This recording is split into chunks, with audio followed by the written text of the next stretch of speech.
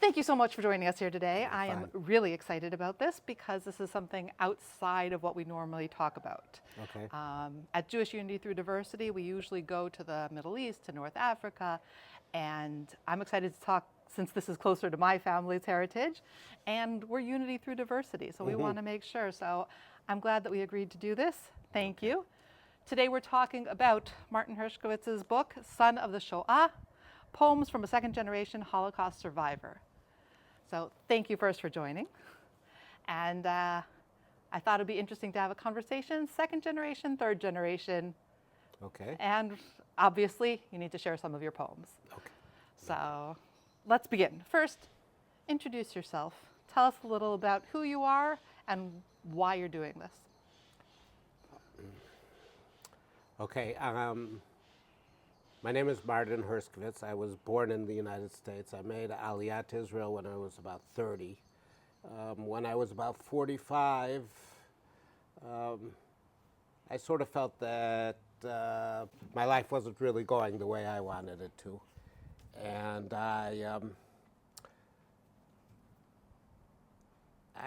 suddenly came to the realization that maybe the fact that I'm a son of a survivor, Holocaust survivor, has something to do with it. And I started reading about second generation. And I saw a lot of my problems that I thought were just mine is basically pretty much generic in a lot of the second generation. And I started reading up about it, and one of the books I read was called Memorial Candles by Dina Vardy, and she said that if you really want to deal with the trauma of being a second generation, you have to try and connect to your roots and try to find out about your family, which was difficult for me because my family never spoke. And so I used poetry as a means of connecting to my past and connecting to the Holocaust memory. And you help other people to connect to their memories through poetry as well. I hope so. That's, you write for yourself, and hopefully that if it touches someone, then, I'm very heartened by the way people react to my poetry, yes. Yeah, people who I've been speaking to have just said how they see themselves in it. And I also saw my parents in it, but some of it spoke to me as well. And it's interesting. We're going to get into all of that, but let's start first just with the title of the book. Okay. Was this your idea? Was this your publisher's idea? I started writing my poetry in English, and then in the middle of 2010s or whatever, around 2015, 16, I started writing in Hebrew. I went back into writing poetry again, but I wrote this time. I went to workshops in Hebrew. So I have half my poems were in English and half of it was in Hebrew. I really feel that I can do more good in Hebrew because I really feel that there's a lot of trauma here in Israel. And I think that my poetry, especially the way we remember the Holocaust, is a very traumatic way of remembering it. And I really felt that I could help in Hebrew. So I published my book in Hebrew first. And I called it Shnot Dor, which is a play on second generation. It's a verse in Tehillim, Binu Shnot Dor Vador, but it's also a play on Dor Sheni, which is second generation.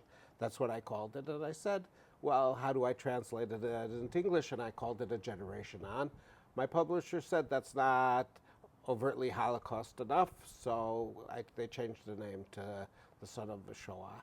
And in many ways, I feel that I'm a son of a Shoah because I am certain that if it weren't for the Shoah, my parents never would have met and never would have married. They would have met because they're cousins, but they never would have married.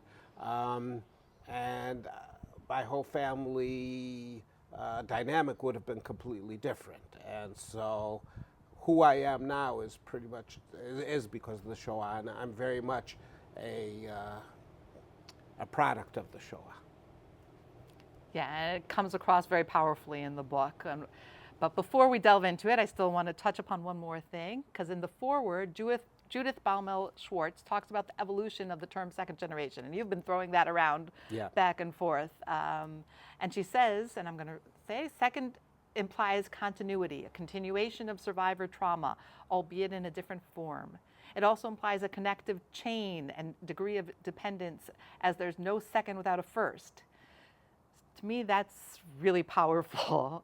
Can you talk about that a little and how that affects you and what you want to affect?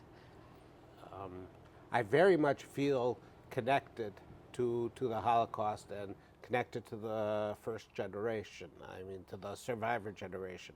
I feel that I was born in order to repair and to fill the vacuum that the Shoah left, that the Holocaust left.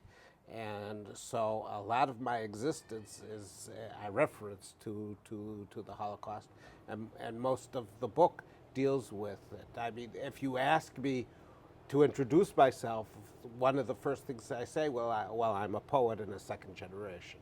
So that's, I mean, my identity is being someone who was born in reference to the first generation, to the survivor generation. But when you're born in order to repair a world that was destroyed, it's almost an impossible task. Yeah, and you say a child of Holocaust survivors seldom has a life of their own. We're almost always named for someone, or more usually more than one person. We're brought into the world to replace those other souls. I mean, I myself am named after two people who were killed in the Holocaust. So I understand this need to, this is our future. This is the next generation.